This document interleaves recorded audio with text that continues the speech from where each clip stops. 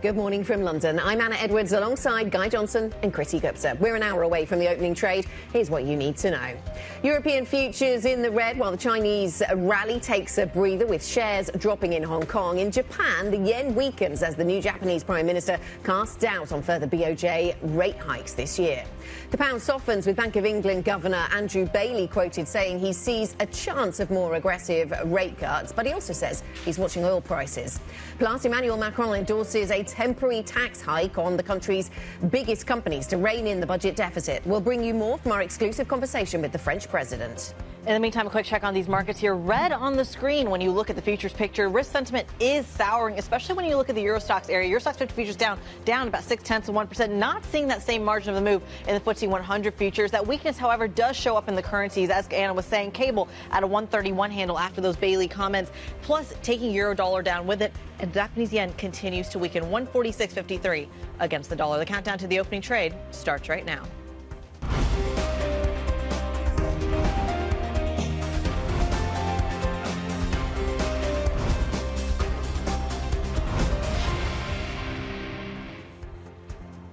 Thursday the 3rd, good morning, welcome to the programme.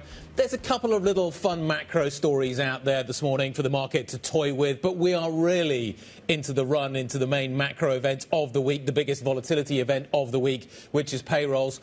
In the meantime, we can talk about the pound. In the meantime, we can talk about the yen. But it's US data, Anna and Kriti, that is really setting this story up now as we run into the Friday data. That payroll number, all important. Absolutely. So the ADP setting the stage for the payrolls, and the ADP coming in a little hotter than had been anticipated. So does this raise the risk that perhaps we get an upside surprise on NFP?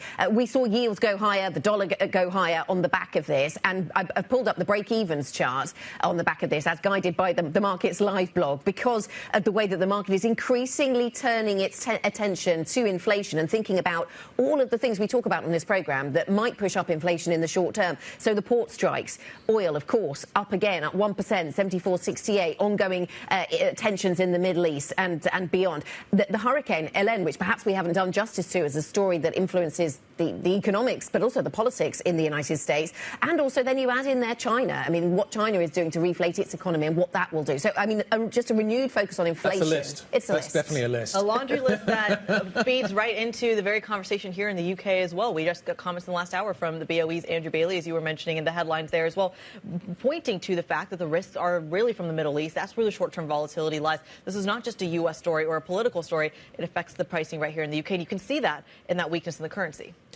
You can. So Bailey's worried about a number of different things, but you could argue that that would be an inflationary upside story. He's also hinting at the fact that there's the possibility of aggressive rate cuts. And it's the latter that the market has gone with, but you wonder if that's right. I can hear the words coming out of his mouth. We could be a bit more aggressive. Is this a strong statement? Yeah. Is this a signal to the market that we should be pricing in more aggressive rate cuts, that we should be really now dealing with the certainty of a November cut? Is that the signal he's setting? Or is this just Andrew Bailey kind of shrugging his shoulders going, we could be a bit more aggressive? Well, for the moment, the market is going with this is a signal, but we'll see how long that lasts for. Interesting, we had Marc Rowan from Apollo, the CEO, so going back to the sort of more global or US dimension to this story, saying that he's not clear that we need another rate cut. So not even just, as Larry Fink said, you know, the curve's mispriced, and we're expecting too many cuts. He doesn't think we need another one, and he quotes real estate prices going up and a few other things. It's fascinating because it is the exact opposite dynamic you're seeing on the other side of the world, which of course brings us to the Japanese story. In the last 24 hours, the new Japanese Prime Minister, who was really seen as a monetary policy hawk, kind of reversing course a little bit. This is a surprise, isn't it? And it feels we've got an election coming up, and I just wonder whether or not we need to see his comments in the light of that election. He wants a clear victory in that election. Is sending a more dovish signal the right way, maybe to achieve that, i.e. growth is coming, we're on a sort of pro-growth footing, we're not going to hike rates, we're not going to put this at risk. It feels like electioneering rather than a macro signal to the markets. Right. It could be some electioneering. Could be they wasn't happy with what any strength in the currency had done to stocks. You know, all of that conversation, no doubt, resonating in Japan because there'd been this expectation that he would be more hawkish. But back to the sort of communication story and how intentional some of this communication is. He was saying this morning, on the back of his comments yesterday, communication with the market is important, but he's not somebody who's extremely experienced in communicating with markets per se. And so, you know, because because this, reading the bald language, it was incredibly outspoken from a prime minister, not a monetary policy official. Right, but it's something that you do see the overlap sometimes happen in Japan, where, of course, the fiscal authorities have to really debate what's happening over the BOJ and do end up commenting. And you see that from the finance minister quite often, Suzuki, as well. To the point of communicating in the markets, it feels like the shakeout, as we wait for these inflationary pressures to either materialize or dissipate, shows up in the currency picture this morning, because we're talking about the pound, we were talking about the euro, we're even talking about the move in the dollar off the job story. The Japanese yen is weakening yet again off of these comments. I wonder how much of this is a reversal, to your point, of just the market moves that you've seen in anticipation of him. Absolutely. I think it's really hard. I think the politics is so important in all of this. This is a politician speaking, not a monetary policy official. And not to mention that the currency unwind story continues, and we're hearing pieces of that we're still starting to see that FX trade show up. So I'm curious how much of that is feeding into this as well. And where does that put the dollar? I think in all of this is really fascinating. Stephanie Flanders catching up yesterday with Emmanuel Macron in Berlin at the conference. A number of different takeaways from this. One of which is he's backing a temporary, and I think temporary is absolutely critical here in the language that was used, tax hike for businesses in France. He's basically saying they'll take it for a year, but they're not going to take it much longer. Generally, when taxes are applied, they don't come off very quickly, and 1 year feels like it could be very, very short. You look at some of the windfall taxes that have been applied here in the UK. Yeah, they're not quite so windfall-y anymore. And you look at this, and then the other story, incredibly bleak assessment of the outlook for the EU. That's what the French papers have picked up on, rather than the tax cut story, the tax hike story. And I wonder whether there's just there's a view in France that the tax hikes are coming.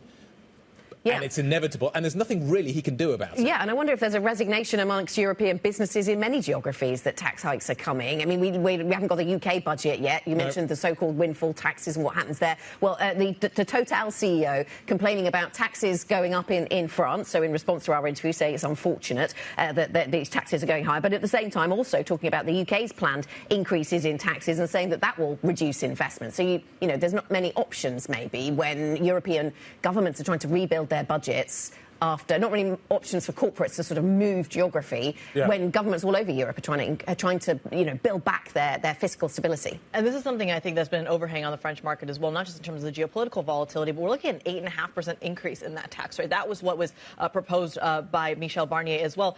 I think to your point of the kind of pessimism coming out of Emmanuel Macron, that stands out as well. He said the EU could die. That is a verbatim of what he said, but then also made the point that over-regulating and underinvesting continues to be the theme. It almost feels like he was calling out Olaf Scholz a little bit as well on those cross-border calling mergers. for M&A in some of the banking sector and other places. Yeah, I mean, it was Draghi, but more, wasn't it?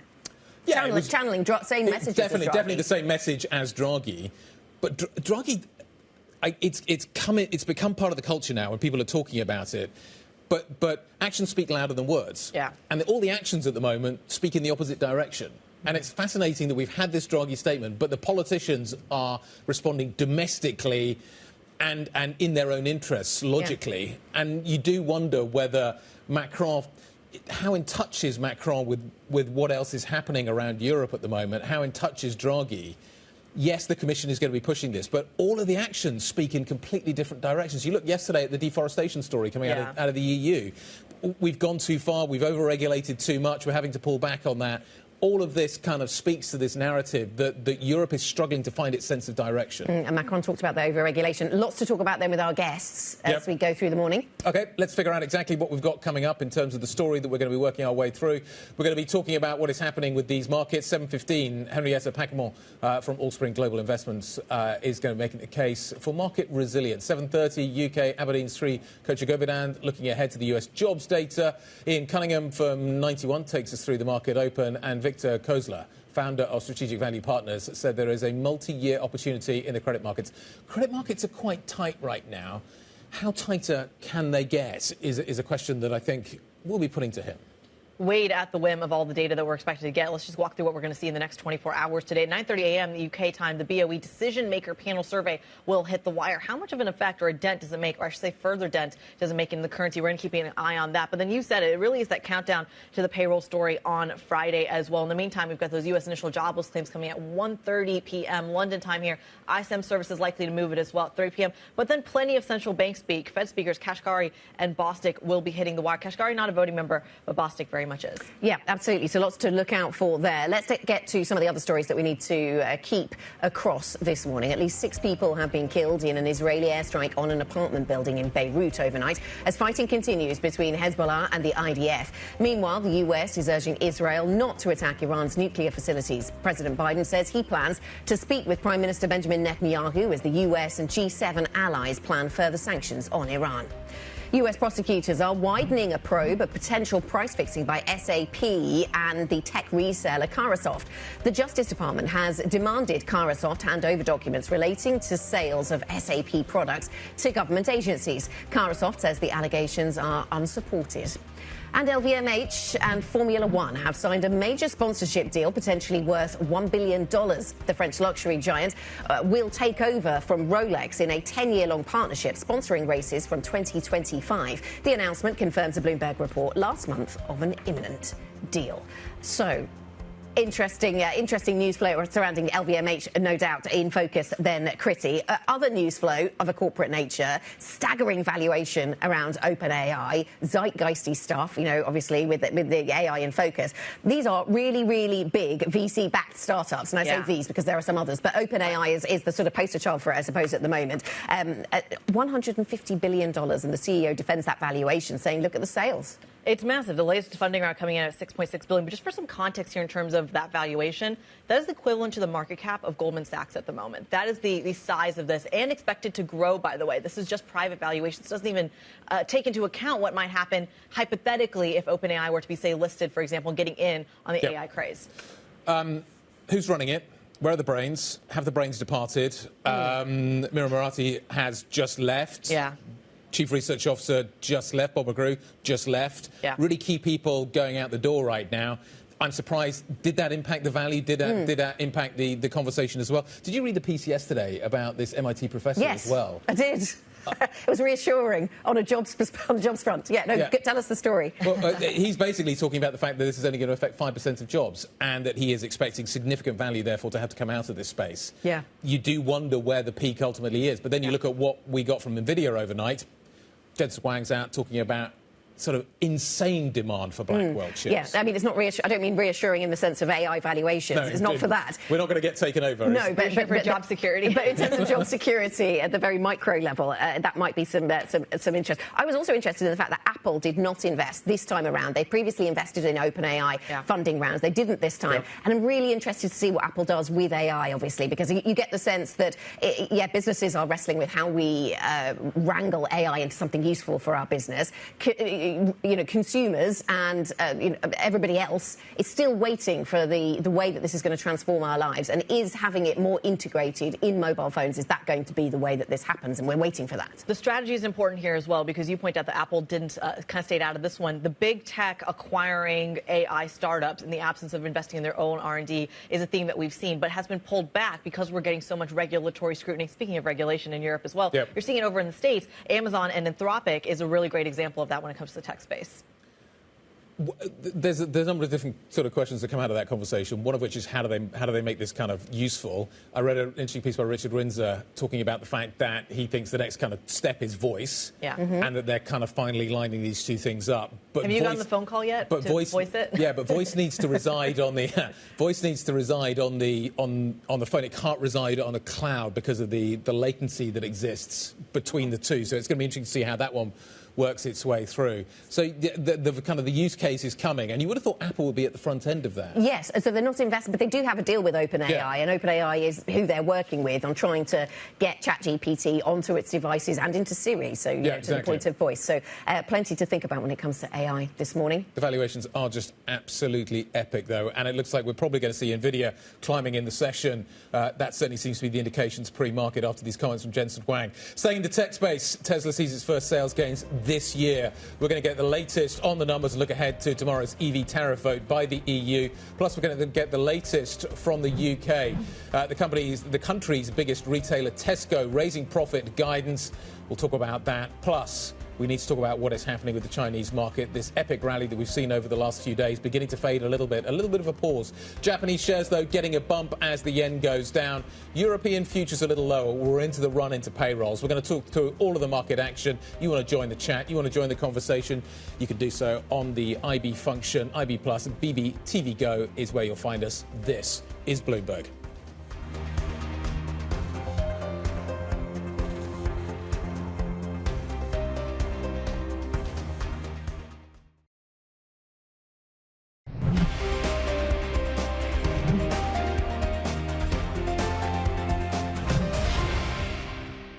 It is not clear that we need more rate cuts at this point in time, and to the extent we encourage growth, and growth was very strong, as you saw from GDP for the quarter, to the extent we accelerate the economy and have to go in the other direction, that would not be a good day. Just pause. You think the Fed might have to start hiking interest rates again in 25? I'm not saying that yet. I'm just saying I see no reason for the cutting of rates right now.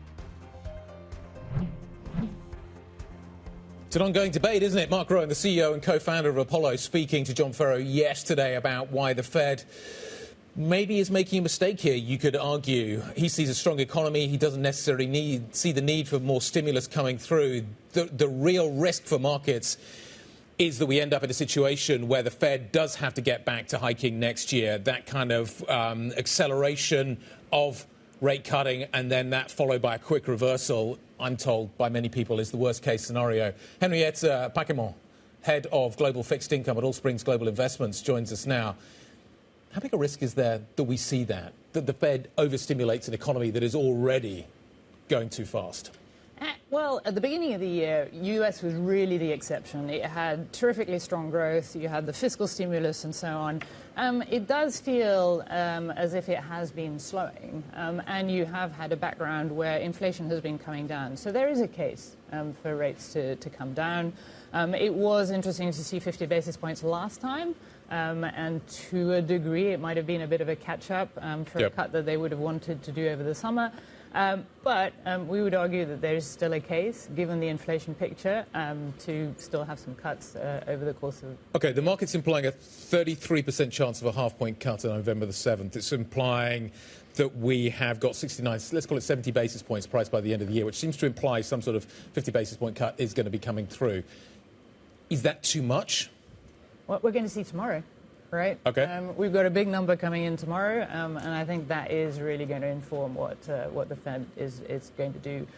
They are looking at the labour market. That's what they're focusing on at the moment, given that the inflation picture is looking a lot better. So that's what they care about. Yeah, so the inflation picture is looking a lot better. I wonder if that... we seem to have made the leap. We've gone from focusing on inflation, that came down, tick, job done. Now we focus on labour market and whether there are cracks there. In the meantime, do we risk taking our eyes off inflation at a time where we've got port strikes, geopolitical tension in the Middle East, Hurricane Helene causing damage to supply chains, along with loss of life, of course, over in the United States? Those things make you want to keep an eye on inflation still. I'd say so, right? And that was my comment when I was mentioning a resilient market. It is having quite a lot of things thrown at it at the moment that could be inflationary, and it seems to be behaving, and we're not sort of seeing that much inflation. So I do think that if you start looking elsewhere as well, if you start looking at Europe, China, we can talk about that, but the sort of growth prospects are less strong there, and that probably helps the inflation. Let's go to that conversation then. We heard from Emmanuel Macron yesterday talking about, yes, hiking taxes on corporates, but also talking about the dire state of the European project in an economic sense and channeling some of the messages we got from Draghi. Does anything that's happening at that level, do you think, Henrietta, add up to material change for Europe, something that you find investable?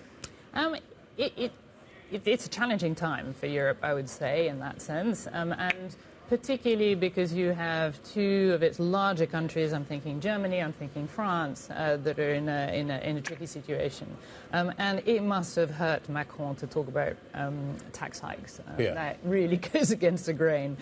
So that shows the sort of situation that France is in at the moment. And it's not just the deficit, it is also the sort of political situation with Barnier coming in to a very divided parliament. So I think his comments are in that context. Yes, they do build on what Draghi published a few weeks ago, which I thought made sense. He came up with a lot of good comments and a need to cooperate more. And it was interesting to hear your comment earlier on, we are seeing countries doing their own thing, which is a bit of a shame. Let's bring it back to that European story, and specifically the French underperformance when it comes to that debt. How long does that last, though? I can appreciate that the country is going through some serious political volatility, as you outlined, but the fact that the yields are higher than that of Spain, the fact that they're not that much higher or that much lower than that of Italy either, how long does that last? Well, you've got a deficit of 6%, right? So we're going to get a lot of issuance to fund that over time. And I think there's not enough clarity now to see how France is going to deal with the fact that they want to take it down. So they have bought a bit more time, given Barnier's comments, which is great. Barnier is a consummate negotiator. We know he dealt with Brexit before. So we'll see if he can do something at the parliamentary level in France. So then coming out of France and looking at perhaps some of those more peripheral credits as well, it feels like there's a case to be said that the outperformance you're seeing in the economies that's been driving that spread compression in the periphery and that outperformance is really only a function of, one, tourism money over the summer, and two, extra fiscal funds coming out of the EU. Is that the only bull case for the periphery? That's a good question. I think those are two good factors, right? And I think what we're looking for is to see how these countries are going to use the funds that they're coming from the EU. It's a boon for them. They need to use it to make their economies more efficient going forward. So I think that's what we'll be looking for and tracking going forward. It's an article in The Guardian this morning, an interview with Andrew Bailey, the Governor of the Bank of England. He's feeling potentially that we could see maybe rates coming down a bit more aggressively. Nuances may be important here. But the pound's at a two-week low. How fast could UK rates come lower? And once kind of we start the process, which we've kind of done a little bit of, does it accelerate or is it steady and even? I think we've seen that sort of inflation comes and goes, and we've seen, if you go back to sort of before the summer, just US rates were at 470 at the peak. So it does come in fits and starts, and I think that'll be true of the UK as well. I think we need to look forward to the budget, right, in the case of the UK, and what comes out of that, get a bit more colour as well as to where Keir Starmer wants to take the economy in the next few years. I think we need to see a bit more detail there to see the sort of growth agenda that they want to build. It does feel like the inflation story is subduing, even in the UK. All right. Henrietta Peckmont, head of global fixed income at Allspring Global Investments. We thank you so much, digesting all the moves that we are seeing, of course, in the global bond market. Coming up, we're going to go right back to where that conversation started around the payrolls data. We are counting down to those numbers tomorrow. We're going to dive in a little bit more into the details. We're joined in just a few moments by Shri Kochu Govindan, senior research economist over at Aberdeen. Do we start to see the payrolls number actively shift the narrative around what is being priced, or are we getting on the same boat that Marc Rowan over at Apollo said? The fact that maybe rate cuts aren't actually needed, further rate cuts aren't actually needed, especially ahead of that all-crucial U.S. presidential election. We're going to dive into that and more in just a few minutes. Stick with us. This is Bloomberg.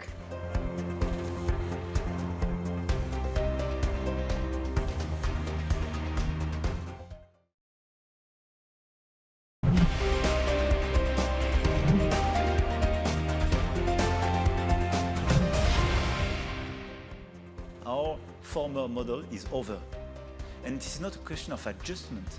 This is not the same world, 2024, 2025. And on top of that, we are making the same mistakes on top of the key elements I mentioned. We are over-regulating and under-investing. So just if in the 2 to 3 years to come, if we follow our classical agenda, we will be out of the market, I have no doubt. That was the French President Emmanuel Macron giving some of those comments that we went through at the top of the programme to the Berlin Global Dialogue, speaking to our colleague Stephanie Flanders there in Berlin. Let's pivot to other news. So the UK Prime Minister has promised to stand firm during what are likely to be difficult negotiations to forge closer ties with the European Union. Keir Starmer made his first visit to Brussels as Prime Minister yesterday, meeting with Commission President Ursula von der Leyen. Determined to put this relationship back on a stable, positive footing that I think we all want to see. Our alignment on global affairs provides a good foundation for our bilateral relations. And we have a set of solid agreements in place. We should explore the scope for more cooperation while we focus on the full and faithful implementation of the withdrawal agreement, the Windsor Framework and the TCA. So we could see things in flux. Europe looking for a new model, according to Emmanuel Macron. The UK looking for better relations across the Channel. Bloomberg UK correspondent Lizzie Burden is in Brussels and can bring us up to speed. In terms of the UK-EU story then, Lizzie, is this some new dawn? I mean, there wasn't a huge amount of new news from yesterday, but a lot of good intentions. Indeed, it was all vibes, no policy, Anna. And Keir Starmer says that he wants a more mature, more pragmatic relationship. But that focus on messaging rather than detail privately is frustrating even to EU diplomats. And just as we've had in the UK this frustration among business leaders that we haven't had a lot of policy detail on economics ahead of the 30th of October budget, in the same way as you've had the UK newspapers filling that policy vacuum with stories about infighting at number 10 and freebies, right here in Brussels you've got diplomats and officials filling that void with what the EU wants. They want reassurances on fisheries, they want a youth mobility deal. And actually Keir Starmer was very clear on what he won't do. He will not return to the single market, the customs union, there'll be no return of freedom of movement. But actually he wouldn't rule out those two very big asks from Ursula von der Leyen. Absolutely. You could argue that the youth movement deal, though, Lizzie, is probably the more difficult one to achieve, given the fact that he's actually aware of the risk that exists on the right, the Nigel Farage risk around what is happening with the migration numbers and his efforts to bring those down. He knows that represents a risk for his government, and the youth mobility deal needs to be therefore tweaked in order to get around that. You're absolutely right, because reform is a threat to Labour as it is to the Conservatives. We already saw that in the election. But there is a crucial distinction here between mobility and migration. It's something that Keir Starmer, if he agrees to a form of this youth mobility deal, is going to have to communicate back home. You've got frustration again among EU officials because they're looking at his majority in Westminster and thinking, you should be more ambitious here. And they're also thinking this is three big steps removed from freedom of movement return. They're saying, look, this is time limited. It's specifically for a particular demographic and it's visa based. So they would like to see more, but it's precisely because of those concerns you raise, Guy, that Keir Starmer at the moment is not touching this because he says it's too easily confused with the freedom of movement that Brexit ended. So, Lizzie, walk us through the timeline here. Do we see a light at the end of the tunnel? Well, they have announced just yesterday, Kriti, that there's going to be this official summit between the UK and the EU in the first half of next year. We can expect another meeting between von der Leyen and Starmer in the coming months before the end of 2025. And we also know that the UK Foreign Secretary David Lammy will attend a meeting of EU foreign ministers as well. We can expect the negotiations behind the scenes to really kick off in December, January. But 2025, both sides feel, is a crucial window to get something done here, to really capitalise on the momentum of the new Starmer government. But the other thing that Keir Starmer made very clear to the press pack yesterday was there is not going to be a running commentary on how these negotiations are going. So really trying to draw a distinction between this new era of UK-EU relations and the backfighting, the backstabbing of the Conservative era of negotiations with Brussels. Bloomberg's Lizzie Burden over in Belgium and Brussels for us. We thank you so much for bringing us that crucial context. Of course, the relationship with the UK, Guy and Anna, is not the only one that's top of mind for Brussels. It's also what's happening over at the ECB as well, and what that transmission mechanism actually looks like. We got, in the last 24 hours, comments out of Isabel Schnabel, saying a little bit of what everyone is kind of saying over at the ECB, which is that a sustainable fall of inflation back to 2% is still on the horizon. But to me, it's the fact that she's talking about growth remaining shallow, the fact that fragmentation, that uneven recovery is still top of mind. And I'm curious when that kicks into high gear. Growth. It's the line that draws all of these subjects together. The UK needs to figure out how to grow more. Does that run through Brussels and a better relationship with the EU? But at the same time, we've got the migration angle. Can you grow without the migration angle, though, is another question.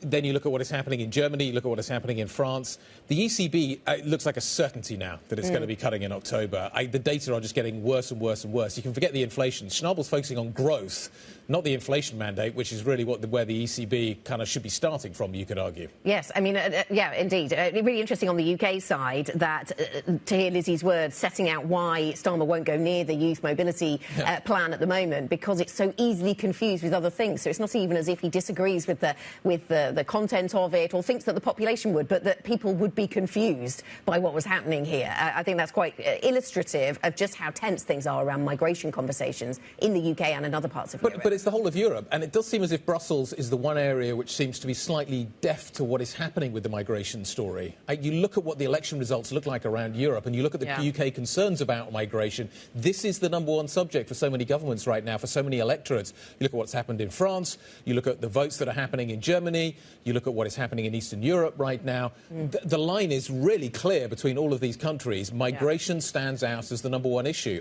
Should it be a surprise that Starmer is as worried about this as he is? Yep, I'll throw in Italy and the Netherlands as well, of course. But it's also the flip side of that argument is that even though that migration conversation can be weighing on the numbers, it can also help with the outperformance as well. And I'm going to bring it right back to Spain here, where that is one of the crucial elements in terms of labor productivity that they're seeing. And it's because of this influx of migrants to that region. Let's tie it all together. It's something we're seeing over in the States, too, and bring in Sri Kochu Govindan, senior research economist over at Aberdeen, joining us around the table. There's a lot to digest here, but let's bring it right back to that growth story. How much time can the ECB's rate cutting cycle buy some of this fiscal policy and fiscal efforts to close the deficit?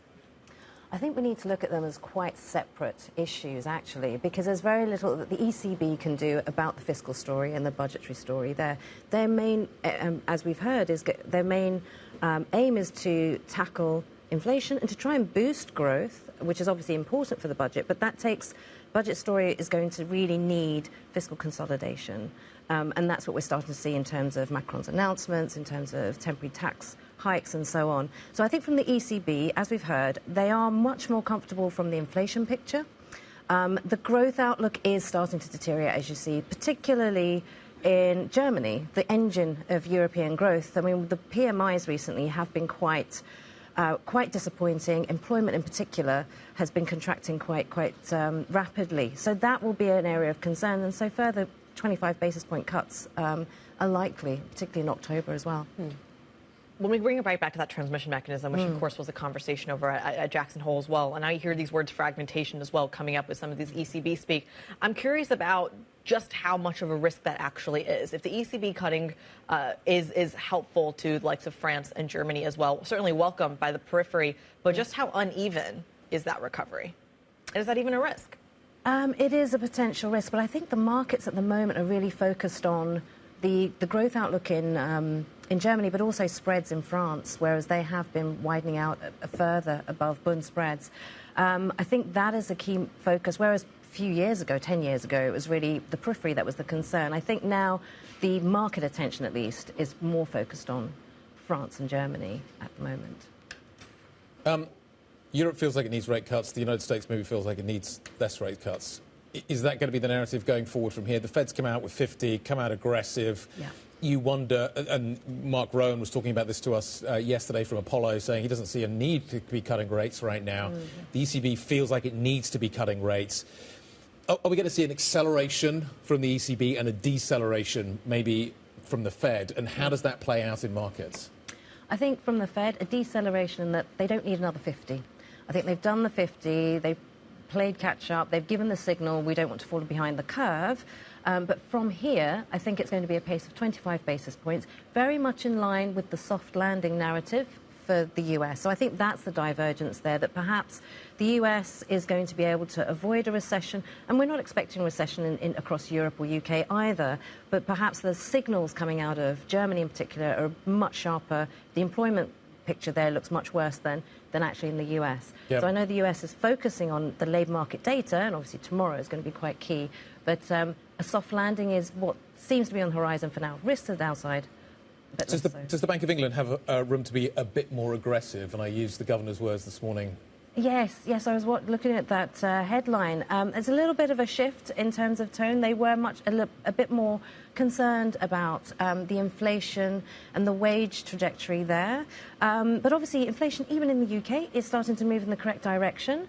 There is a bit of a loosening, some signals of loosening in the labour market, but nothing too severe to worry about, but space to ease. I think so. This is a little bit of a shift in terms of tone from the Bank of England. They've so far been very cautious. So I think this is an interesting signal that we saw. So, and on the back of it, traders have been adding to their bets on Bank of England rate cuts. They see 43 basis points by year end, so that's not quite two if you count them as 25. Yeah. But let's see how that one develops. What about the way that fiscal? I know you said to keep the fiscal and the monetary separate, and policymakers like to talk about them separately, but they interact with each other. And of course, we've got a big fiscal event at the end of this month in the UK. What if we are going to see a focus on growth and not an austerity budget in the sense that the government's going to keep on spending, maybe incentivising lots more investment? What does that mean for the path of rates in the UK? Does that mean reduced space to cut rates, actually? I'm not sure that the UK budget in October is going to be particularly able to...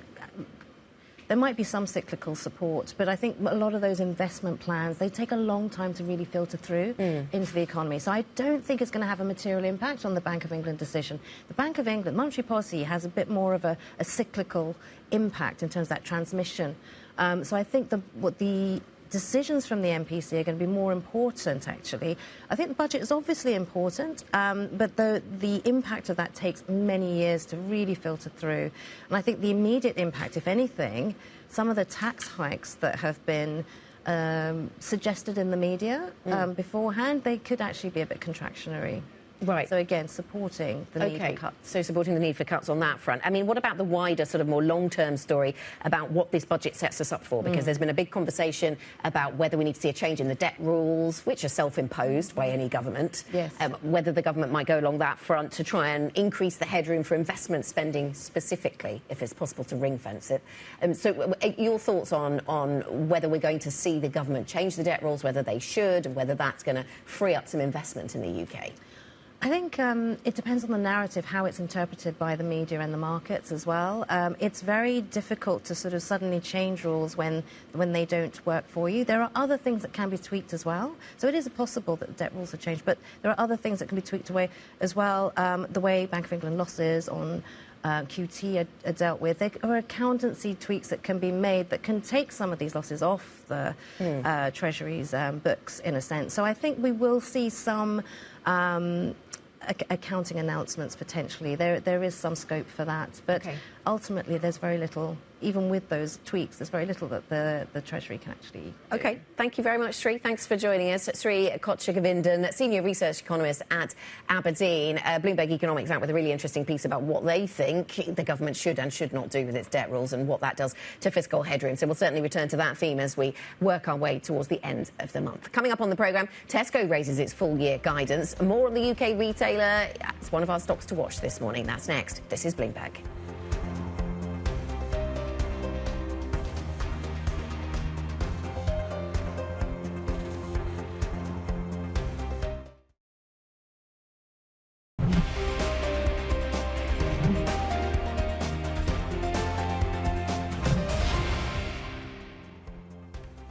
Welcome back. We have 12 minutes to go until the start of trading for Europe this morning, this Thursday morning. And we're seeing quite a lot of divergence. FTSE futures up by 0.3%. Elsewhere in Europe, we see some weakness, and the direction of travel stateside is downwards. So US futures seem to be in the red, down 0.3% on NASDAQ futures. Perhaps the difference is rate expectations in the UK. Perhaps the difference is energy stocks. We do see Brent up by 1.3%. 74.88 is where it trades right now. Let us talk about what is driving global markets, though. Our Markets Live executive editor, Marc joins us now from Singapore. And Marc, I want to start with Japan because we've seen a big move, fairly big move in the yen of late, just in yesterday's session for Europe, but into today it's having an impact on stocks over in the Japanese market. And I wonder if we really think that the Prime Minister intended to send communication about the likelihood of a December hike from the BOJ, because that's how the market has really interpreted this. How do you read what's going on in Japan? Yeah, this is really interesting, Anna, and it's very confusing. It's one I've been kind of topped and turned on myself. As you know, I tend to be a little bit of a perma-bear on the yen, thinking that because the country can never, ever afford to have positive real yields, ultimately over a much longer period of time, they can only inflate away their debt pile or monetize it. And they're never going to get inflation because the demographic stagnant economy, so therefore they're going to have to ultimately monetize their massive debt pile over time, which is my long-term structural multi-year negative view on the yen. Last week, when Ishiba became Prime Minister, I was convinced that, hey, this is the really hawkish candidate. I probably was late to kind of get focused on the story. But the more I read, I was like, this guy is really hawkish. He's going to give the cover for Ueda, who we know has gone very hawkish recently. Give him the cover to be aggressive with that normalization for a period. And I thought that would be the focus of the market for the next month. And therefore, I thought that since Ishiba won the election, we'd suddenly might be talking about an October hike. It might suddenly be in play, and that would be the dynamic to support yen in the short term. Instead, we've gone the exact opposite way with that idea, that headline that not only is Ishiba suddenly seeming to be very dovish and pushing back in the idea of hikes, but it's also the fact that it doesn't seem to be communicating in the same way as Ueda about like their conversation, their alignment. And I think that is undermining the yen right now. So I have to say that's kind of outlining the situation. I haven't given very much clarity how to play it from here. I guess my inclination is that maybe Ishiba's remarks were slightly overread into, and that we probably will see a little bit more hawkishness come in the days and weeks ahead. And I think the market is enthusiastic to leap on that theme, so they'll interpret it given half a chance. How does that coincide or maybe play against some of the carry trade unwind that seems to still be an element of this market? Yeah, actually, it's interesting enough. I think since the Fed and also with China as well, we're seeing some more kind of carry trade enthusiasm. People, want to get back into those risk-on trades. But it's complicated a little bit because obviously this is a big Asia boom. It's an Asia trading boom. That should be good for Asian currencies, which ultimately might support the yen as well. So this is another one where there's a little bit of a quandary. I think what we're getting to with these questions is that, the yen has been one of the ultimate macro trades for the last few years. It's been wonderful in terms of that it's been a very clear depreciation trend, very obvious. And even the turning points, which are normally triggered around intervention, they're quite well telegraphed or obvious. You're getting to those danger zones or the data points. So it's just been a wonderful way to make money in the macro space. I think yen might prove a graveyard for macro traders at the end of the year. I think it's proving more difficult, and I think there are more interesting macro trades out there. I think the fact is yields still have to go higher into year end, and I'm still very bullish kind of global stock markets. I think there's a lot of potential still being made around the EM side in particular, also around Asia, maybe even not the pure China play. And you wonder whether or not that is a zero-sum game when we relate it back to what is happening with the US markets. Marc, I'm going to leave it there. Great stuff. Thank you very much indeed. Bloomberg Markets Live Executive Editor Marc Cudmore. You can catch up with Marc and the rest of the team. MLIV Go is the function on your Bloomberg terminal. Let's turn our attention to what is happening with the single stock story here in the UK. Joe Easton standing by with the details. Morning, guys. So Tesco's today raising its sales guidance and its profit estimates in a really positive report from the UK supermarket today. Now, analysts saying that, in fact, the company is managing to increase its sales while at the same time discounting, suggesting they might be growing market share against the big rivals. And that could support this trend that we've seen this year in terms of Tesco outperforming the old rival Sainsbury's, which we see this gap between those two lines there. We're seeing some really strong trading on Tesco shares in the Tradegate exchange. That was up 5 to 7% a few moments ago. So it looks like that trend may well persist today. Then we're also looking at real estate. British Land last night announcing that it's raising around £300 million in a share sale. Now, they're going to use this extra cash to buy some retail parks in the north of England and around the Midlands as well. So that's where the money's going. But as we look on a 3-year on British land, remember we had this big drop back in 2022 when interest rates went up. And then the change around the sentiment on global central bank policy has helped that stock recover a lot of those losses. So it's actually only down around 10% now following those Bank of England hike that we saw and also those expectations around the rate cuts. Then in terms of analyst research, a really interesting note from Morgan Stanley. Today they are changing their ratings on the tobacco stocks. So British American Tobacco is double downgraded from overweight to underweight. Now what they say is that they don't expect the growth in vapes and next generation products to be as strong as it was because of all the illicit products coming onto the market and the lack of regulation around that. So that is their reason for a downgrade there. They prefer Imperial Brands, the big UK listed rival. This one comes up to overweight. Now they say while the general decline in tobacco consumption is continuing, Imperial continues to do share buybacks. So that one comes up to overweight and a decent price target on that one. But the one that could be under pressure, BAT, on that double downgrade this morning. Joe, thank you. Our equities reporter, Joe Easton, with some of the upgrades, downgrades and other corporate news flow. The UK might stand out today, moving in the opposite direction to other markets if we get what the futures suggest. It could be because of the rates move. We've seen quite a substantial move on the Guardian story in the pound on the back of Bank of England Pound down, comments. market up. Like it's pretty mechanical. Yeah. It's just translated Plus, earnings. Adding in the oil story as well, and the fact that oil prices are higher as well, up by 1.4% today. Well, you're not seeing that reflected in the other piece of it, which is as the pound weakened, you saw the euro weaken as well. That's not helping Euro Stocks 50 futures doing the exact opposite. In fact, coming up, we're going to dive into those market mechanics. The opening trades across Europe are up next. Futures mixed. Stick with us. This is Bloomberg.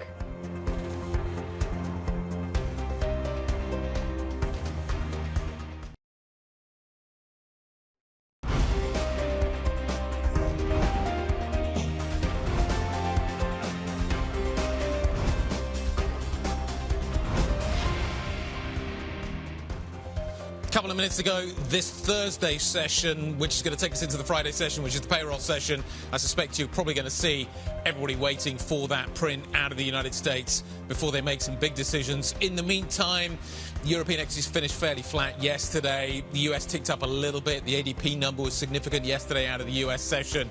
We're going to potentially watch Nvidia seeing a little bit of a bounce at the get-go of trade this morning. But I do wonder whether, Kriti, we're going to be in a suppressed volatility environment for the next few hours.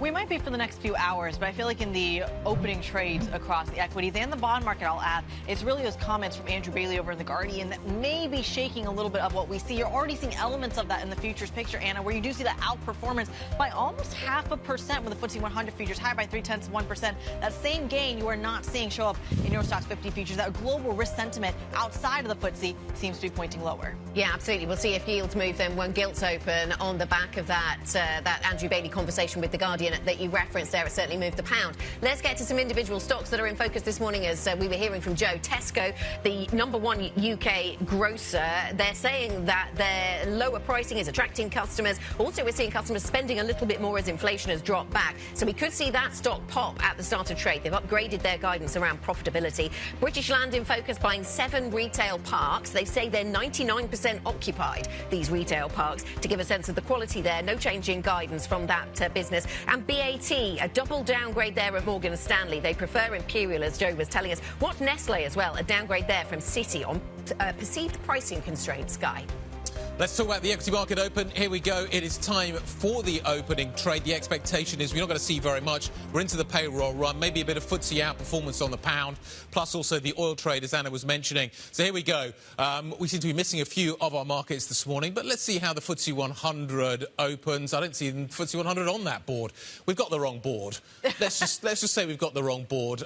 Maybe we'll get some details below the surface. You've got the stock 600, which gives us the indicator that Kriti was talking about. We're down by 0.2%. What's going on below the surface? Well, right off the bat, it kind of feels like a tale of two major stocks. Your biggest weight right now that you are seeing on the stock 600 is going to be ASML, but right alongside LVMH as well. So you are going to start seeing some of those heavyweights, your sensational 6, your core 6, really weighing on the index. But you can see those broad declines from a sector basis as well. The outperformance, though, is coming in biotech. You're also seeing a little bit of the commodity trade in there, as expected, Anna, that we saw from the oil outperformance that we were sort of expecting. We're still waiting waiting for some of the volume to shake out, though, when it comes to the FTSE 100. I wonder how much of that is really a response to that volatility we're seeing in the rates picture. Absolutely. So we're looking for gilt markets as well and seeing what happens there. And looking at the individual stock movers, we do have Tesco open, it seems, and we've got British Land open. Things a little sluggish, actually, to get started this morning, so I'm not going to rely too much on what I'm seeing in front of me at this point. But, yeah, the broad story is the FTSE is, as you said, Kriti, moving a little higher this morning, up by 0.3%. The CAC 40 is down by 0.4%. Of 1%, and that's what we have across these markets. And when we look at this, kind of what we're seeing in terms of the diversification that we're seeing in terms of the trade on the continent as well, it's worth mentioning that the underperformer this morning is coming out of France. And I wonder how much of that is in the luxury space. The LVMH read-through that we are seeing down about 0.4% in the French index as well. But again, it's coming to LVMH, to Kering, a lot of those luxury names. I'm curious how much of that is a response to perhaps the comments from Macron, the comments around the tax story. Guy, those are going to be top of mind for us. Absolutely. Let's turn back to what is happening with the gilt story. So elsewhere, we are seeing yields moving higher. That's the trend that we're seeing this morning. So Germany, Italy, France, etc. Gilts are absolutely flat this morning, which is the Bailey effect. So gilts aren't doing anything, but everything else is moving higher. So Bailey is signalling maybe yields, the yields go a little lower, a little faster than anticipated, a bit more aggressively. So that's what seems to be priced in at the moment. So there's a little bit of green in terms of a bid that is around the gilt market this morning, where elsewhere you're seeing the bond market on the continent on offer. And likely something that might... We're still waiting for it to shake out in the equity market just a little bit, but we already saw that kind of split in the currencies point. Let's see how it all folds in together and bring another voice in. Joining us around the table this morning, Ian Cunningham, head of multi-asset growth over at 91. We thank you so much. Welcome to the program. Good morning. There's a lot going on here in terms of this morning's trade, especially around the FTSE 100, but let's zoom out here. Walk us through, in your view, the relationship between this volatility, at least that we're seeing this morning, or lack thereof, in the bond market, and how that shows up in the equity market. Is that correlation still as strong as it was, or inverse, I should say, 2 years ago? Sure. I mean, I think when we look at how markets have evolved, I mean, obviously when inflation's accelerating, that's particularly as the growth impulse is weakening, as we saw in 2022, that's not a great thing for diversification. So obviously bonds and equities are highly positively correlated. I think as we move into a world as we are now, where growth is moderating, inflation has come off obviously very sharply, and we see quite notable disinflationary pressures as we move forward, bonds are likely to act as diversifiers. So within a broader portfolio, you're going to have bonds and equities behaving differently or actually being negatively correlated, particularly if we see growth move more quickly to the downside. Do you buy bonds in this environment, or is that a trade that's largely been priced in? So I think there's certain markets where there's still opportunity left. So we would say the Fed is pretty well priced by markets now. We sort of viewed August as a growth scare, and we sit mainly in the soft landing camp in the US.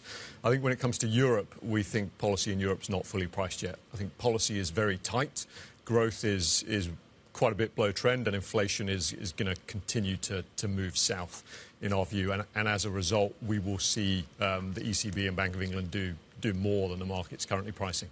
And so take us on to places that you might buy. I mean, talking about European underperformance and what that does to the bond market, the economics underperforming. I mean, does the bond market across Europe look attractive? The French bond market, given the political risks, is that on the radar? I mean, where in Europe are you looking? Yeah, I mean, to get into specifics, we like gilts.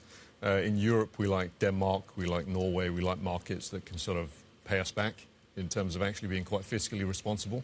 And I think the biggest position we have on in fixed income is in a US curve. So we have sizable positions in US steepness. So you like fiscal responsibility. We're looking ahead to the budget here in the UK. What will you be watching for then, Ian? Because there's a lot of talk about growth, and there's talk about maybe whether the debt rules might be changed to enable more investment in infrastructure. Sure. How does your view fit with that conversation? So I think it's there's the UK and then there's Europe. I mean, obviously growth in Europe is very weak, and obviously France is moving in towards more fiscal consolidation. That's going to place further downward pressure on growth and inflation. I think in the UK there's a bit of a balancing act going on. Obviously it's kind of a bit of robbing Peter to pay Paul in certain instances, and we think that there's a few risks around some rejiggering of the fiscal rules within the UK. And I think we've seen that in the bond market in the last couple of days in terms of some of those concerns. You think that's filtering through? Is that something that is spooking gilt investors, or is it something that they say, well, we need investment, so if it's for that, if it's not for day-to-day spending, then we look through this? Yeah, I think it obviously depends where that investment is, what it's categorised as, and I think the market will be a little bit nervous about that until it sees the facts on the table. Should I be buying China? And if I'm buying China, what am I selling? It's a good question. I think when we look at China, we've used the last couple of years to pick up exceptionally good companies at very discounted prices. I think when you look at how things have evolved now, obviously there's been a massive repricing. Yep. Some of those areas we would say that we've been buying in the last sort of 18 months have now moved to valuations where we want to take a bit of that off. But there are still a lot of positions we own that are very cheap relative to their respective fundamentals. So you see more gains still to come. If you haven't had the foresight to invest over the last couple of years and you're wanting to put money in now, am I selling the US market to buy this? Is this a zero-sum game? So I think the path of things, particularly within the emerging market space, is the market investors in general are very long of areas like India and have been very underweight areas like China. And obviously when we get these big positioning squeezes, we're obviously seeing how dynamic they can be. I guess the big question mark for us and for investors more broadly is Chinese authorities, this is the most serious they've been at trying to turn things around, and they are notably trying to end the deflation in property prices, which is a bit of a debt deflation spiral at the moment. The jury's out as to whether they're going to do enough to achieve that. But I think from an asset market perspective, we're open-minded as to how far this rally can go, because there is price-insensitive buyers, there are swap lines being provided by the central bank, and we've seen instances in the past. The HKMA did it in 1998, and the market went a long way over a period of 18 months. And so we're weighing those things up at the moment. So on that point, so if it's China's gain, is it money comes from America and detracts from that story that we've known and loved in 2024, or is it India's loss and other emerging markets' loss if money goes into China, do you think? I think the likelihood is there's probably not a lot of money going to come from US investors rushing back into China, given all of the geostrategic challenges. I think when you look at areas in Asia, obviously the weakness in China, Japan's been a key beneficiary of that, India's been a key beneficiary of that, and so there is a reasonable chance you see some of that reversing.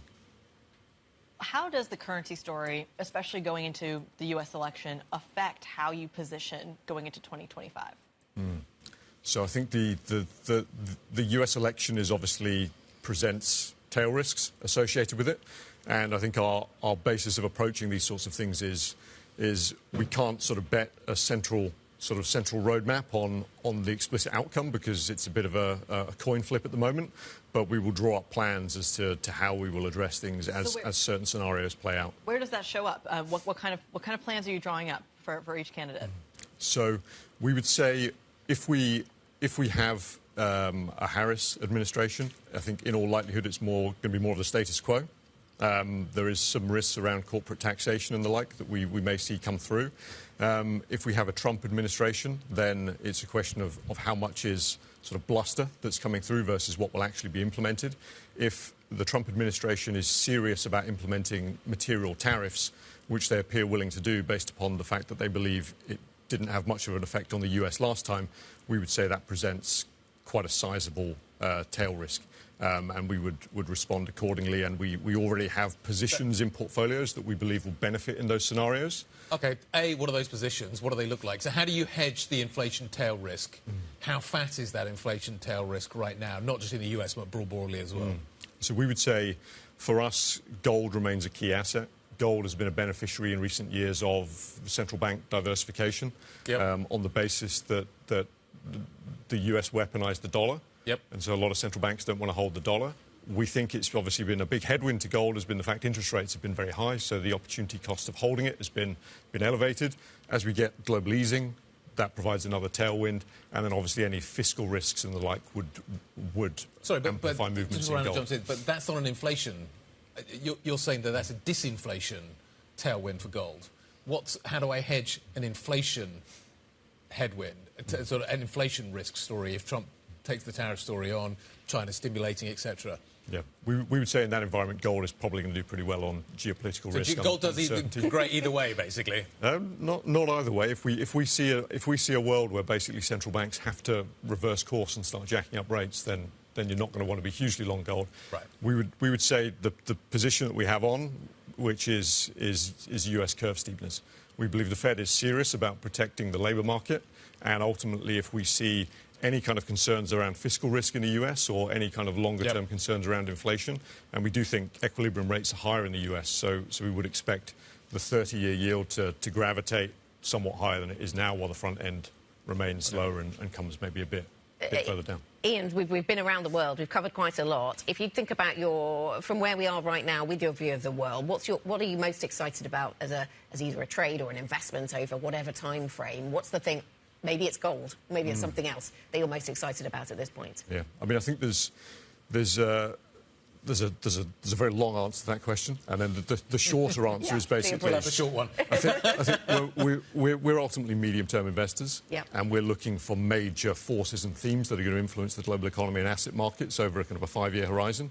And two of the big forces are a CapEx spend. So there's huge geostrategic driving of capital expenditure. In the US, we see that through the CHIPS Act, the Infrastructure Act, the building of all these fabrication units through the US. This requires a lot of materials, a lot of steel, a lot of infrastructure build-out, so we like consultants that are specialists in that space. We like resource companies. The other major force and trend is the AI trend, which we do see as being very disruptive on a 5-year horizon, and particularly linked into that is areas that connect with both in terms of the likes of semiconductor equipment companies. Data centres, yeah.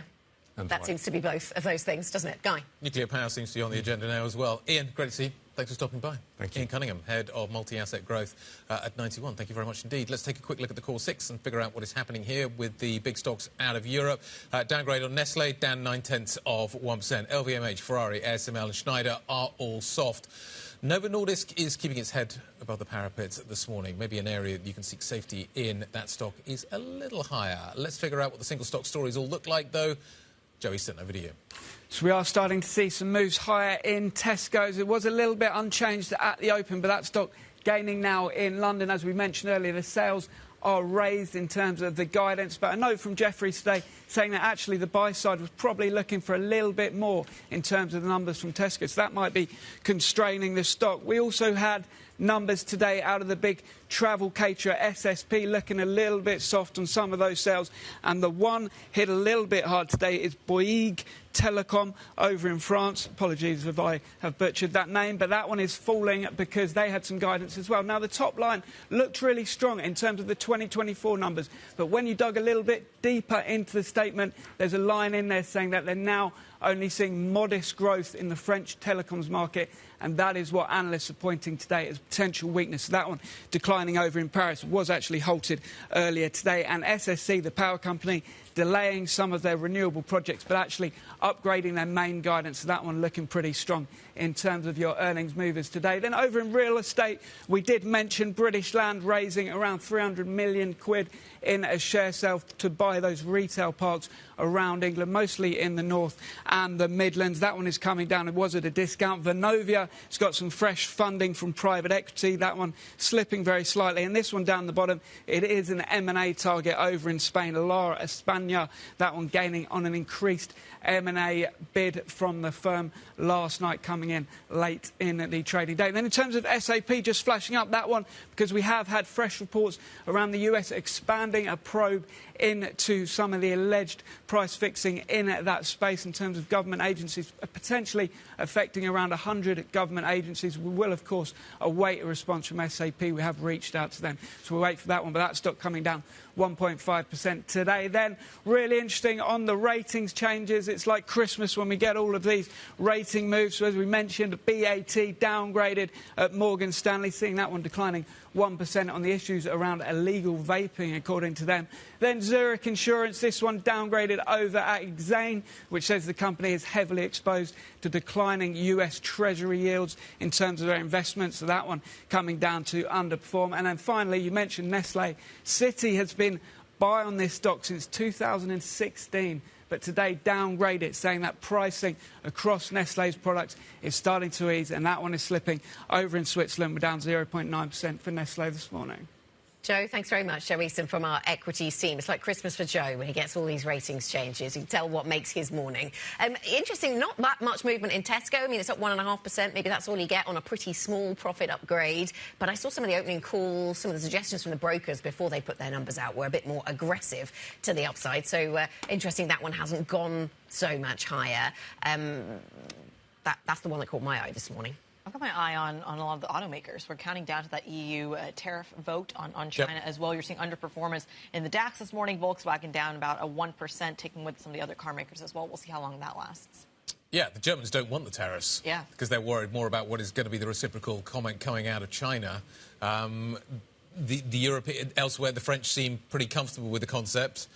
It's really whether or not you're sort of projecting that you want to defend a domestic market or an export market. And it depends if you're only thinking about cars. You know, at the time that the tariffs first came up, a lot of people were saying, well, France, OK, yeah, they might back it on the car front, but won't they be fearful of retaliation in another sphere, for example, on the luxury side of things? But maybe that doesn't go down too well domestically in China if you try and do that. I'm having a little bit of deja vu here. It feels like the Germans are turning around on policy quite quickly. Initially on the cross-border conversation, now on what tariffs might look like. Habeck making some pretty strong comments over at the Berlin Global Dialogue, saying he doesn't want tariffs anymore. He was one of the early proponents of them. Everybody's doing their own thing. This is not Draghi-esque, is it? We're not doing this together. Mario would be disappointed. Mario would be disappointed. Yeah, that certainly seems to be the tone coming through. This is a new category of news, I think. Yes. Yeah. What is disappointing and not disappointing for Mario Draghi? Yeah, absolutely. I think we'll keep across that. We'll have a new code for it on the Bloomberg terminal before you know it. Right, we'll certainly keep across the car story. Coming up, Tesla posts its first sales increase of 2024, but the gains fail to impress investors. More on the EV maker's road ahead next. This is Bloomberg.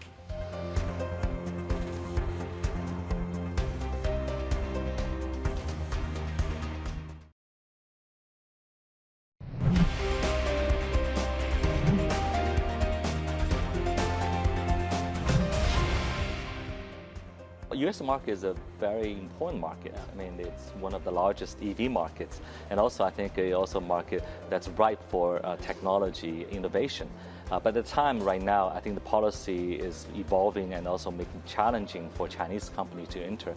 Being more local is not because tariff. It's not only because tariff. Because as a company has aspired to be a leader in a market like Europe, we have to think about becoming more local.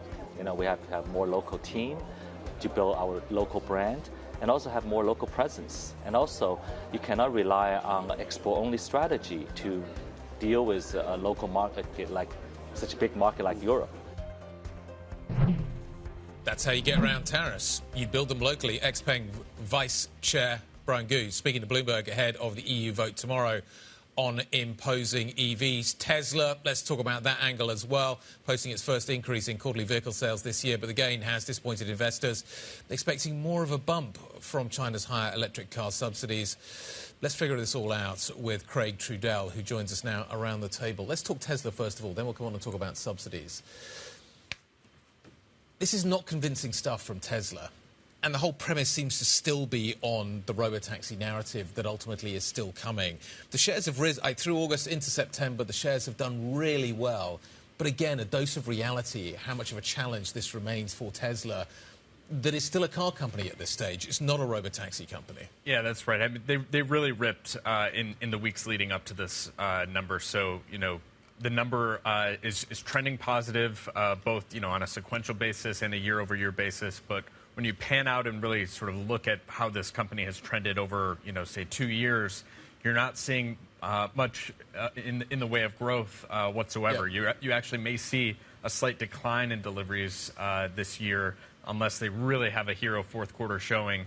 And there are reasons to maybe discount the likelihood of that when you look at the way things have been trending in the U.S. Here in Europe, sales have been really bleak. And in the U.S. just yesterday, we saw a change on the order page for Tesla where the cheapest version of the Model 3 in the U.S. is no longer available. So you do still have some things sort of moving against you if you're Elon Musk trying to grow in this environment. And he wants everyone to kind of, you know, pay no attention to that. I have this bright, shiny object that I've been talking about for years now that's going to save the day.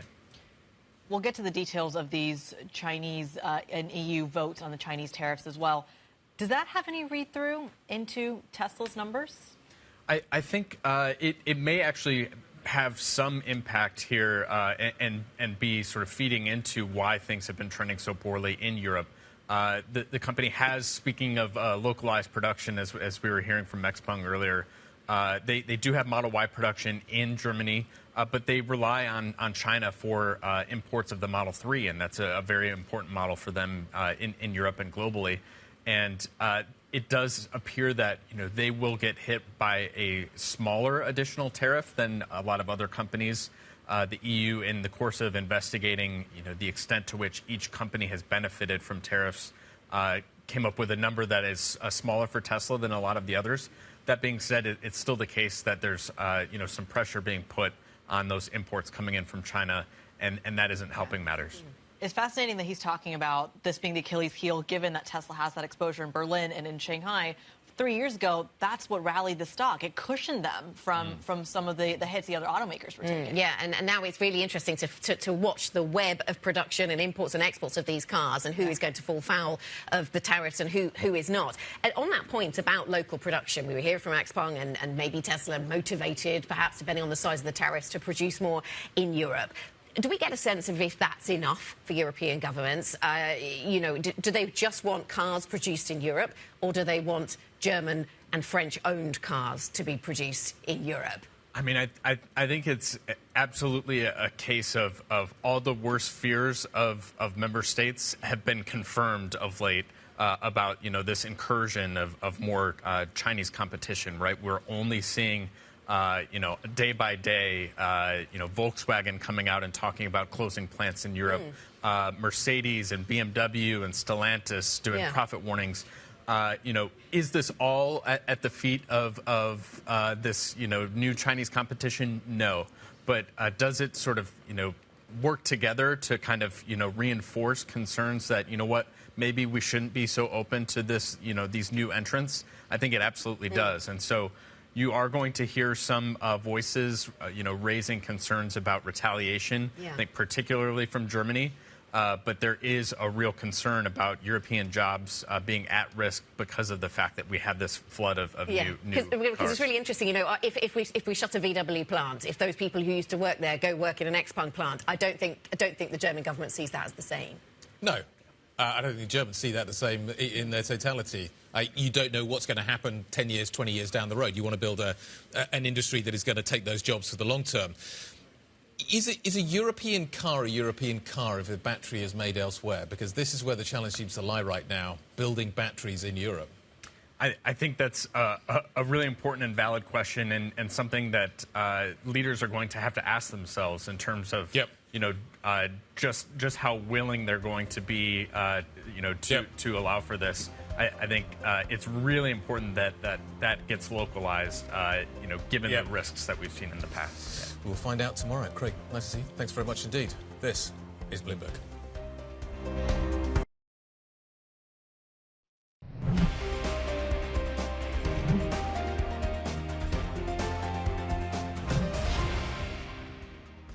We are the single best place to do business in the world. We are the luckiest people in the world. Can we screw it up? Yeah, we can. The notion that we are spending $2 trillion in excess of what we take in peacetime with full employment does not bode well for the availability of capital to do what we need to do for the next generation. We're spending the next generation's money currently. That was, well, speaking exclusively to Bloomberg, Apollo's CEO Marc Rowan, who cautioned against the current pace of US government spending. That was him speaking, of course, and he was talking there about spending the future's money. Interesting thoughts. Let us turn our attention to the rates trajectory, what that does to distressed debt investing, what that does to commercial real estate investing. Victor Khosla joins us, founder and CIO of opportunistic credit firm Strategic Value Partners. And it's really nice to see you once again here in London. Thank you for coming to talk to us, Victor. Let's start with the big picture around rates then. There's, we've seen rate cuts, a big rate cut, 50 basis points. Does that mean less opportunity, fewer opportunities for a business like yours if rates are coming down and companies are less distressed? So Anna, if I could just even set it up a little bit, right? The Fed is cutting rates, ECB is cutting rates. Positive, just where we are. The US economy is growing. Europe, struggling a little more. Germany, near recessionary kind of conditions, right? But in a world which kind of looks like this, we think it's kind of okay. There's no... Is that the perfect recipe for a business like yours? Things are not booming. These economies are not booming, certainly not Europe. So there's just there's enough distress around. I know. On the surface, it looks calm. That's the picture I think I'm trying to paint, and I think you generally see that same calm environment. Underneath, there's a lot more happening. So look, in the deal world, in private equity, in real estate, we have been investing in a zero-rate environment for 16 years. 16 years, 0% interest rates, trillions and trillions of dollars invested. Rates are higher. They're no longer zero. Yes, they're coming down, but they are no longer zero. At the same time, parts of the economy are more troubled. Manufacturing, the consumer, not everything is okay, right? So you look at a world like that, you look at these higher interest rates, and you look at maturities of debt. We are over, it looks okay. Underneath, it's a full-on slog, and has been for the last year, and will be for the next 2 to 4 years. And in that slog, you see opportunity? Yes, exactly. More opportunity in Europe than the United States? Today, yes. In Europe, you've got a much slower economy. Our business is almost 50-50 US-Europe. So it's not 50-50 every year. But over a long period of time, that's what it is. And Europe, with a slower economy, with a much bigger manufacturing, is a much bigger piece of the economy, more problems. In the United States, triple C's are super tight. Like the Fed's cutting rates. The credit market looks as if it's having an absolute bull right now, particularly at the triple C end of the market. What is the risk around this? This looks too good, almost too good to be true at the moment. It is too good to be true, because even as the top part of high yield is doing well, actual defaults, if you include distressed exchanges and defaults together, distressed exchanges are when people go out, they take a discount on their debt, they extend the debt, right? So you've got to think of them as a default. That plus actual defaults are about 5%. 5% is what it was that's what it was in COVID. In 2008, the GFC, it was 12%. 5% is big. COVID was artificial, though, because everybody was protected. Sorry, what was Everybody was protected by the government. Like, defaults didn't happen during... We didn't get the cathartic moment during COVID because of the way that distressed companies were protected. Please, I'm not here trying to tell you there's a cathartic moment coming. Right. This doesn't look quite so... Visually, this is a slog as we work through these...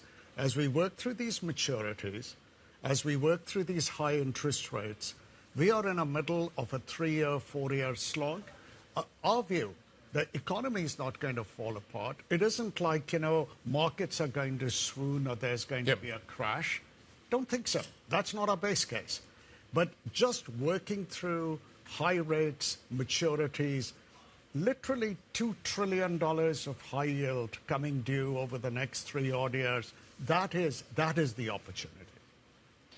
You say that this is not a cathartic moment, but I'm curious if there's one coming simply because of the luck factor here when it comes to liquidity. It feels like there's so much liquidity sloshing around, helping the slog. But the minute that crunches, or the minute you see a more aggressive Federal Reserve or slowing down that is less in the market, that luck goes away. Isn't that the cathartic moment or the risk of one? The Fed and the governments are really good at managing. Are they? Look, since 2008, which was a cathartic moment. Yeah. You look over the course of the next 16 years, there have been issues. We had the Greek crises here. We had the oil and gas crash. We had COVID. And look what a good job governments did and what the central banks did. So, look, I'm not trying to tell you it's always going to be like that. But for somebody like us who loves cathartic moments, okay, don't get the wrong idea. We love cathartic moments. Don't worry, we're journalists. We get it. We just don't think. We just don't think when we look at the economy, when we look at the tea leaves, that it could happen. There's always, you have a base case, and then you have some probabilities outside that. It could happen, but that's not what we expect. Does working through the slog, as you put it, and the current lack of a cathartic moment, as you put it, set us up for more volatility when we do hit that debt maturity wall? And you see it in a lot of the major corporations. I'm thinking Apple, I'm thinking Microsoft, who are borrowing at near government borrowing rates. They're looking at a pretty scary wall coming up. Is that the moment that the refinancing challenges trigger something broader? Yeah. The investment-grade markets, some of the companies you mentioned, those are amazing companies. They're not overly levered. Instead of paying 1.5% or 2% they might have paid in the past, if they have to pay 4% now, it doesn't really matter quite that much. The problems, Kriti, are all in the high-yield universe. These are companies which are levered. These are companies, and by the way, those maturities, they've been happening for the last year. Yeah. Those maturities, when you look at the next 3 years, boom, boom, like 400, 500, 600 billion a year. Yeah. That's where the problems are. There are cathartic moments for individual companies, but not for broad markets at large. Obvious. Not in the investment grade space, 100%. I take your point. But so many of the triple Bs, and even in the high yield junk space, issued at some pretty low rates. I'm thinking airlines that maybe shouldn't have back in 2020, 2021. Isn't that where the maturity wall hits more aggressively? It does, right? It absolutely does. But I would just, a cathartic moment is when markets swoon. High yield spreads gap out to 800 basis points or more. There is lots of debt you could buy at 60 cents, 70 cents. The world we are in today, our view of where we are over the next 2-3 years, it's not that world. Should the Fed be cutting rates more aggressively from here? Should the Fed be cutting rates? Don't worry about that. The Fed is, look, we are all Fed watchers. Yep. The Fed with a dual mandate is now that inflation's under control. It has to worry about unemployment. And to our point of view, it's doing the right thing.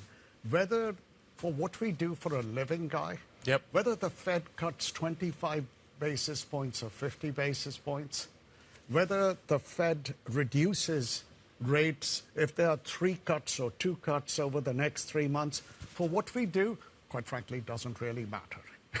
Right? Okay. It is. Look, we're in such a different world. Yes. You know, high yield spreads, if they go from 325 over to 375 over, doesn't really matter. Okay. Right? And thinking about the specific areas of investment that you might be interested in, Victor, where do you see opportunities in real estate? We've talked a lot about the troubles in real estate as rates were on the rise, and maybe we didn't see quite a global cathartic moment, but there certainly have been episodes. I know that we had news out this morning about one business loading up on some more retail space, for example. I mean, where in commercial real estate looks attractive to you at this point? Commercial real estate is a piece of our business, right? No, not the majority of our business. And what we find is about 40%, 45% of commercial mortgage debt has been issued against offices and against multi-family properties. The logistics business, the warehouse business, a whole bunch of the other commercial real estate business are relatively healthy. But in office, particularly if you think about U.S. office, in U.S. office, you've got vacancies of close to 20%. When those offices are vacant and you ask yourself, hey, I got a new tenant coming in, you've got to pay a lot of money to fit out the building and in free rent. So when we look at a whole bunch of U.S. office real estate, there are problems galore. We must have looked at 100 deals over the course of the last 6-9 months. We've made one investment so far. It's somewhat protected. It's somewhat sheltered. So when you look at office property, it's really hard to underwrite. Because it's not troubled enough for you? Or no? It's too troubled. It's too troubled. Yeah, okay. Right? You've got in office in the U.S., there's almost a tsunami coming through.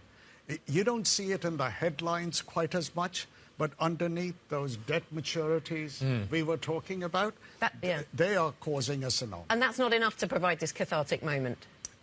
It's small. It is. OK. Yeah. Thank you so much, Victor. Thank you very much for coming to speak to us. Victor Khosla, founder and CIO at Strategic Value Partners. From commercial real estate, we need to go talk retail and retailers. Retailers. I think the Tesco call has just finished. The company out this morning has raised its profits outlook for the fiscal year a little bit. As you can see, we're finally getting a reaction coming through. Britain's largest supermarket, pulling in more shoppers. It does seem as if discounts are working. Obviously, the club card is having an effect on that. You are also seeing inflation maybe encouraging people to spend a little bit more money, or the lack of inflation maybe is putting more money back into people's pockets. You've also got the wage story, etc., etc. UK retail reporter Jennifer Creary sitting around the table with us now. The Tesco call just finished. What do we learn on that call? Yeah, well, overall, it's a pretty good result. In terms of its outlook, they raised it from 2.8 billion in retail adjusted operating profit to 2.9 billion, so a small increase, but an increase nonetheless. And overall, you know, Ken Murphy, the CEO, he's pretty pleased with that. If we just zoom in a little bit on the details, so like-for-like sales in the UK, that's up 4%. If we compare that with the previous interim results in the year 2023-24, that was up almost 9% in the UK. So what it tells us is that, you know, there are a few headwinds. As you mentioned, you know, the discounters like Aldi and Lidl, they're really eating into the market share of these big grocers. But still, Tesco is able to stay ahead of the curve. So that's the zoom in. Let's zoom out, though. How much of that is a signal of consumer behavior here in the UK? Yeah, so, you know, as you said, Tesco is the largest supermarket. It's also one of the largest private sector employers, so it's pretty representative of British consumer behaviour. And what this tells us is that, you know, British consumers are still valuing those discounts, those offers, competitive pricing.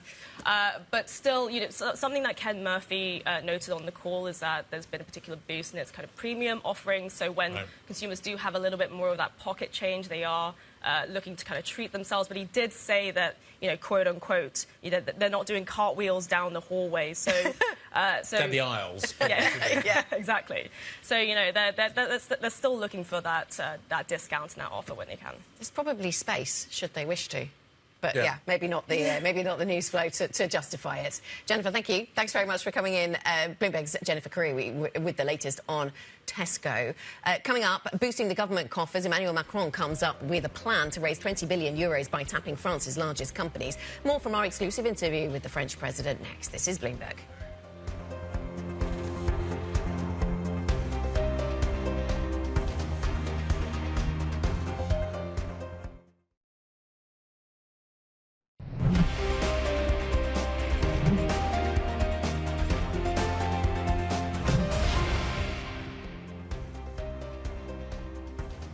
Welcome back to the opening trade. We are getting breaking PMI numbers coming out of Italy for their September reading. The composite PMI falling to a 49.7 reading. The forecast was 50.2. You look at what's going on underneath the surface, it looks like it's private sector activity that's really the one to blame here. We already saw some of that contraction, some of that weakness in the factories data. It doesn't look like the services data is coming to the rescue either. Compare that to Spain, Anna, and you're seeing a completely different number. September's composite PMI there rising to 56.3 versus 53.5 in August. Does this raise questions about whether it is the periphery versus the core, or if it's just Spain doing really well and everybody else having trouble? So that's the commentary we're getting with the PMI numbers that come through from S&P Global Market. The comment from Hamburg Commercial, which they usually add to it. The summer's coming to an end. Spain is coming up with a little surprise. Great news for Spanish employees. With the progressing upturn in sales and demand, firms are accelerating their staffing levels, which further extended in September. It seems as if they are seeming to signal that this is an isolated Spain story as opposed to something that we can read across into other economies around Europe. When we talk about that growth picture in Spain, I'm just going to nerd out for a moment here. You do start to see the outperformance becoming very much a labor story. And this is where the migration story differs between Spain and what you're seeing in the likes of Germany or the Netherlands or Italy, for example, and that the migration story is actually pushing higher, more productivity, pushing higher those wages. It may be showing up in bursts in the data, but it's a different story in Spain than it is in, say, likes of France. This once again sets Spain apart from other major Eurozone countries. There you go. It is an isolated story, it seems, for Spain. You talk about the migration element to this. It does seem as if the labour market is very strong at the moment, and that is reading across into retail and the services sector more broadly. France? We're getting France numbers as well. Their composite PMI, 48.6. The prelim numbers, 47.4 there. It looks like outperformance in their services PMI there as well. It's all below 50. It's all below 50. These aren't necessarily expansionary numbers, but perhaps the drop not as dire as we've seen other parts. But they are contraction. The diffusion index is month on month. But the Spanish, you compare and contrast. There's almost a 10-point gap between the two. It's absolutely staggering, the difference we're seeing in these two economies. Well, it backs the difference that we're seeing in the yield picture, right? That the Spanish debt is now trading at yields lower than that of France. And let's take the conversation on then to what we've heard around France and the way that they're, as the economy isn't doing very well, they're having to try and balance the budget. Some of that, 2/3 through spending cuts, but also tax rises. Macron's comfortable with tax rises. That's what he told Stephanie yesterday. Stephanie Flanders at the event in Berlin. Take a listen. Having an exceptional taxation on corporate is something which is well understood by large companies. If this is for 1 year, given the level of effort which should be made. But it should be limited, and we don't have to forget, we have not to forget the reality of our economy, the reality of our competitiveness and our position. That must have really hurt, saying those words. I'm OK with the tax rise. He did qualify it by saying that he thinks it should be temporary. Emmanuel Macron, the French president, speaking to Bloomberg's Stephanie Flanders in Berlin yesterday. Let's go to Paris. Caroline Conan, our Paris correspondent, joins us from there. He's got huge domestic challenges that he needs to deal with right now. He is talking about Europe and the need for Europe to get its act together and the existential crisis that Europe faces. But on a domestic story, he has to almost toe the line at this point in time. He has to accept that we are going to see tax rises. How big a surprise is it that he's having to say those words? Because usually when he's abroad, he never speaks about domestic policies. And over the past 4 weeks, since he named Michel Barnier as Prime Minister, he hasn't been involved at all in any of the conversations about the budget, in any of the points of view and the debate about whether or not to raise taxes. So he's backing his government of Michel Barnier officially, and he's also abandoning his mantra of the past 7 years of never to raise taxes. That was part of his initial campaign pledges back in 2017. But now, of course, the deficit is going to be more than 6% this year, and Michel Barnier is looking for 60 billion euros of savings. So really raising taxes is kind of the only way to go, even for Emmanuel Macron. We know this tax is going to be technically for 1 year, only 2025, and is going to bring 8 billion euros. We already heard from the Total Energy CEO who said that was unfortunate, but it's not going to have a big impact on Total because anyway they pay most of their taxes abroad. One concern though that we also found out yesterday from the finance ministry, there could be some more green taxation, including on the aviation sector. The IATA Association reacted yesterday saying that would be a disaster for the French aviation industry. Yeah, Total's CEO seemed upset about taxes in France, but also in the UK in the same 24 hours, Caroline, something of a trend. Back to the French story, and Macron also, as you point out, more likely to talk about European affairs when he travels outside France, and he did that too, channeling Mario Draghi a little. Yeah, and that was also one of the topics he discussed with the German Chancellor Olaf Scholz just before this conversation with Stephanie Flanders. The European tariffs on Chinese EVs, we're going to get the vote tomorrow. And clearly Macron has a very diverging view with Olaf Scholz. Olaf Scholz wants to compromise, perhaps renegotiate with China, whereas Emmanuel Macron actually said that France will support these new European tariffs on Chinese EVs, because he says that this is kind of the only way, the last thing to do to protect Europe, given compared to the US and China, Europe is lagging behind. There is too much regulation, underinvestment. Macron actually said that Europe could die if we continue like this. So quite strong words there in this Berlin dialogue. Now, the problem for Emmanuel Macron is that since he's got a lot of domestic issues and he's been around for a long time, his influence in Europe has kind of diminished, and his influence is not weighing so much as it used to be on the other European leaders. Caroline, thank you very much indeed. Caroline Conan. Talking about the oil sector, quick look at what is happening with the oil price over the last couple of days. Stephen Szczepinski, how do I not be able to say those words? Anna's going to do it from now on. Joins us now.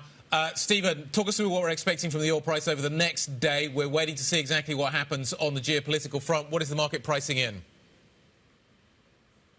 So the market is pricing in just a little bit of war risk. I don't think they're really pricing in a large disruption to oil supply. Now, this happens a lot, right? There's attack, a counterattack, and you see prices spike, and then they come down. The fundamentals of the market supply-demand outlook, bearish. But when this happens, you see a small increase because Iran is a major producer of oil. So if there is an Israeli strike on Iranian oil infrastructure, it could take off about 1.5 million barrels a day, which is about 1% of the global oil market. A smaller strike could be maybe 400,000 barrels a day, and that would see a larger increase in oil prices than we are right now. Think about testing the $80 level for Brent instead of about 74, 75 where we are right now. A bigger problem would be if they hit nuclear sites, and that would be a larger full-blown war in the region and spiral into a larger impact on prices. Thank you very much indeed, Stephen. I'm not even going to try it. Stephen, thank you very much indeed. Greatly appreciated. That's what we're going to be watching for the rest of the day. The opening trade is done. We have opened the markets for you. The Pulse is up next. We are going to walk you through all of the price action. That's next. Fran is up next. This is Bloomberg.